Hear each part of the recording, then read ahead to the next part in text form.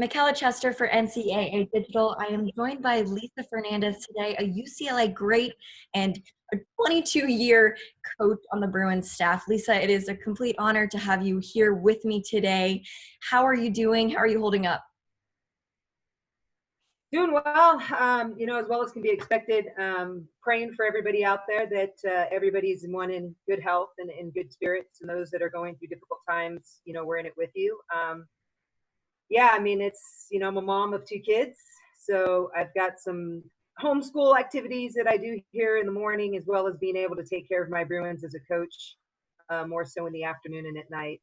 But it's, I try to look for the positive in everything, and if there is any positive, it's being able to spend time with my own children at a time when I would be away, obviously competing and doing something that I love to do. But however, family comes first, and it's great to at least be able to be here with them during this, trying time.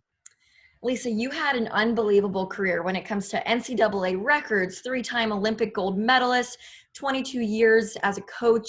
When you look at your entire career, how do you look at your time as a player at UCLA? It was an amazing time. There's nothing like being an Olympic athlete, of course. Not only do you represent your school and your area, but you're representing your entire country. But there's something special about being a Bruin, to be able to have that opportunity to represent UCLA. We like to consider it or talk about it as being a 1%er, someone who can compete in the classroom as well as on the field as competitively as we were able to do so. It was a phenomenal time, to have an extended family. That's such an impressionable age when you're dealing with a lot of outside factors and having questions about what direction your life should go into. It was incredible to have the support I had when I was at UCLA, to not only direct me as an athlete and have the support athletically, but to be surrounded by some incredible people, and then ultimately having the guidance and direction for post-college life, and being able to pursue some dreams. Looking at all of your accolades in college, it was unreal. You were 3-time Honda Award winner, Honda Broderick Cup Award winner, USA Softball Athlete of the Year. What are your favorite memories from your time at UCLA? I had a lot of memories. It's kind of hard to name one in particular. Obviously, athletically on the field, it was having the ability to truly push myself to really be the best that I could be, and to have the support on and off the field to be able to do that. Knowing the position that I held as a pitcher, and also being able to swing my stick offensively, I was about winning. And when I went in to UCLA, had a pretty big recruiting class with a lot of pitchers, and I remember telling one of my teammates or my coaches, hey, if I get beat out, we're going to be a pretty darn good team. So if that's what it takes, I wanted to compete, and ultimately it was about being able to win a championship and to have an opportunity to come out on top every time I stepped out on that field. So the championships are awesome, the teammates that I had, and really just the relationships that I built while I was there, to be able to have people that truly understand what it takes to want to achieve greatness. And for me, man, living the dream at UCLA, being able to focus on 2 things in my life, and that was who I was going to be athletically, but also who I was going to be graduating from UCLA and getting a degree. And the motto at UCLA is always family comes first, and had an incredible family that supported me, but then it's school, and then it's softball, and to be able to kind of learn those lessons of life, it was an incredible time. It was one that I enjoy, and obviously there are times I miss it. I tell some of the Bruins nowadays, I'm like, the real world will be there in time. Enjoy these years when you're in college, and you can really be selfish in your own development, because once it's over, you obviously have other responsibilities that you have to think of that are outside of yourself. And so great memories while I was there, great memories. What are you most proud of from that time? Wow. Man, there's so much to be proud of. Really just being able to win, being able to graduate. I think there was, for me, I've always been one that have been motivated by people who would tell me I couldn't. And, being an academic or recognized academically. I was a top 6 award winner. That was about academics and realizing and showing people that not only could I play the game on the field, but I also had what it took to be able to compete off the field and in the classroom. And I think probably deep down inside that was important to me, because I know that people thought I was just about the game. And trust me, that is a huge part. Don't get me wrong. But really wanting to be able to, as I said before, prove people wrong, and just so proud of being able to get that degree in the way that I was able to do it, competing against some very talented people. Softball has been with you long after your college years. Tell me about your love for the game and your respect for the game. Yeah, have a passion.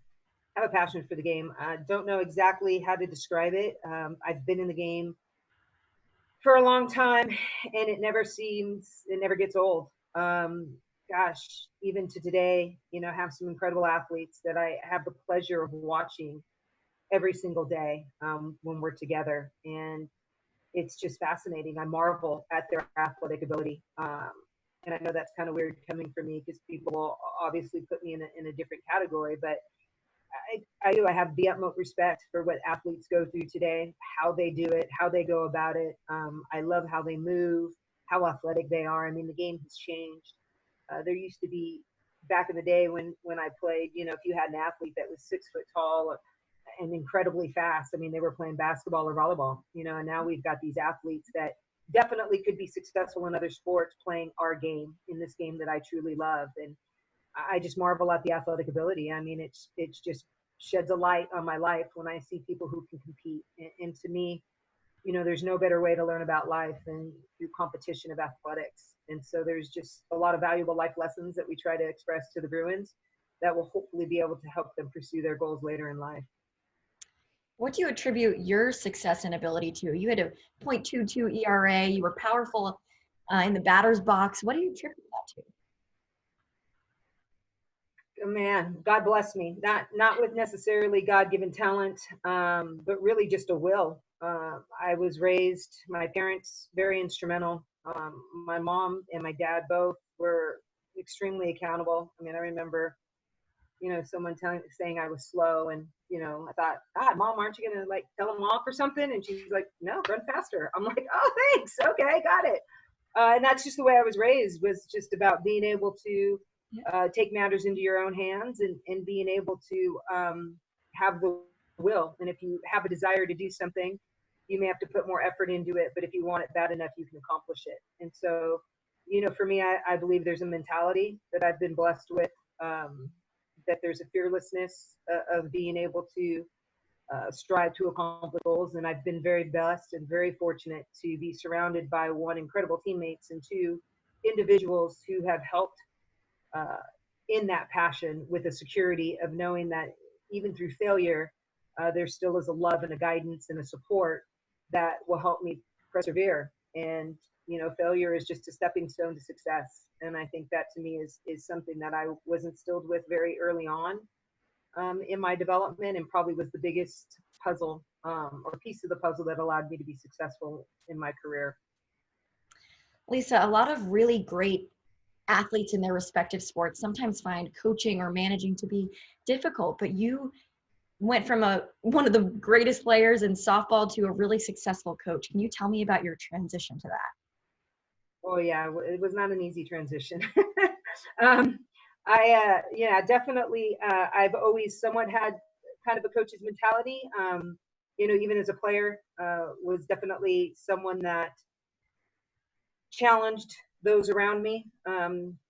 Like I said, I had a fearlessness and a desire to want to be great. And I saw that in all my teammates. And so being able to work with them and being able to be in battle with them is different than when you're on the other side of the fence, meaning, from a player's perspective to a coach. And so having to learn that transition, it's hard to be able to communicate with your athletes as an athlete when you're not playing in the game.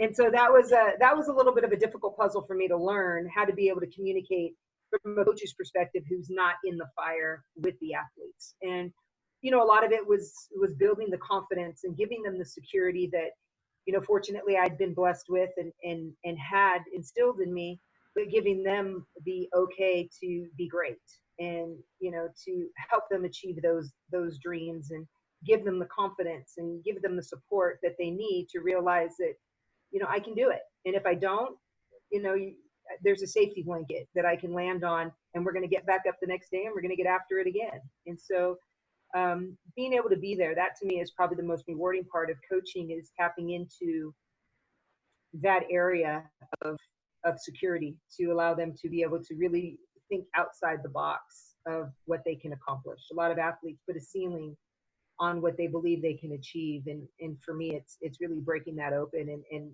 having it be limitless. Why limit yourself? You never know what you can accomplish unless you actually go for it. And so that is a rewarding part of my coaching development that if you talk to many Bruins in the past, they'll tell you I had to work on. In 22 years, I'm sure you've coached a lot of players. Are there any that particularly stick out in your mind that either had a big impact on you or vice versa?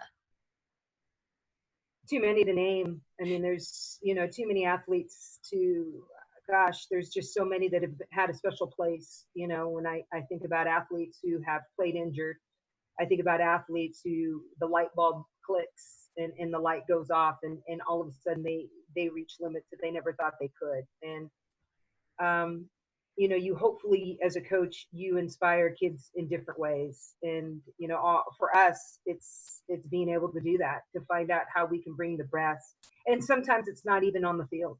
A lot of times it's off the field, and being there as a resource. Life is difficult, and especially during this age and during this time when there are so many questions, really to be able to have somebody that's stable and dependable, to be there, that's trustworthy, to me is probably the biggest honor that I can bestow on my athletes, is to be able to know that I'm there for them. And I've had many Bruins that I still keep in contact, even though it seems kind of odd being a player coach, and yet now they're graduated, and I talk to them frequently. It's like, wow, remember back in the day when we were a player coach, and now we're on the same level.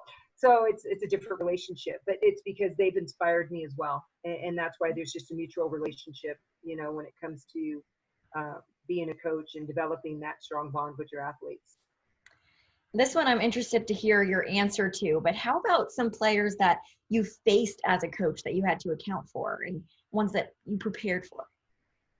Yeah, no, I prepared for the best of the best every day I stepped out on that field. Yeah, I mean, to me, I practiced. Most people would probably say I overtrained, I overprepared, and that was because I never wanted to be put in that situation. Every time I took a bullpen, every time I stepped up to the plate in BP, it was with the intent that I was facing the best of the best, whether they were in the box or whether they were pitching against me on the mound, and how I was going to train and prepare for every single scenario that I would have to face. I never wanted to be put in a situation where I would ever give the advantage when I was on the mound to the batter, and vice versa to the hitter. And so I always wanted to keep a leg up. So it was preparation that allowed me to hopefully never have to answer that question. So I always wanted to make sure I was prepared to battle whoever I had to face and get after it. So not afraid of anyone, and that's something that you now do with your players. Yeah, I mean, you respect all, but you fear no one at the end of the day. But there is strategic. I mean, there's strategy, right? I mean, I'm not going to say that we've never intentionally walked somebody or thrown around somebody strategically. But, when it comes to, pitcher against hitter, hitter against pitcher, I'm going to do everything I can to, one, when I competed, prepare myself, and two, prepare those that I work with. Because there is a confidence that you have to believe that you have a reason why you can win and you can prevail. And, for me, it's the mind game of being able to mentally put yourself in that position that you have that ace in your hand. And, it's what I trained for. It's what I trained my athletes for. And we have those conversations, what is the biggest situation that would scare you openly, oh, coach, it would be this, this, and this. Well, let's get after it. Let's start training it. If you're concerned about weather, man, let's go. Let's make it rain, or let's get it to be 110. Like whatever it is. Oh, it's a batter that, can hit my rise. Well, awesome. Let's start transitioning. You're going to start learning how to throw a drop. You're going to start learning how to throw this pitch in this count. when everybody knows you're going to throw something else and they're sitting on it, you got to be able to change that up and get them off guard. So that's what I love about the game, right? And that's, to me, it's a puzzle within the puzzle, is being able to figure out how you are going to win. There's a time in this game when you have to have an ego, and there's a time in this game when you have to be egoless. And that, to me, is when you have the true competitor that knows strategically how to be able to get it done, and not just relies on the physicality of the gifts that they have. And that, to me, is the love of the game. That's what I love about it. All right, lastly, Lisa, what would you say is the most important thing that you have taken away from the sport of softball? Man, the most important thing, probably the impact that it has on people's lives. I love it. I mean, God blessed me with incredible teammates and opportunities. It seems like every time a door was going to, shut, something opened up. When I thought my career was going to be done after high school, I had the opportunity to compete in college. When I thought it was going to be done after college, I had the opportunity to be an Olympian, and to be able to have people that to this day can stop me or write me or shoot me an email and say, Lisa, you've impacted my life, my daughter's life. I mean, it is truly the greatest honor. Woo, get emotional. Because I am a mom. So it's being able to realize the impact you can have on people's lives. Well, thank you so much, Lisa. I loved hearing your perspective on everything. It's an honor to have you with me today. I hope you stay safe and healthy. Yes, appreciate it. Thank you for having me.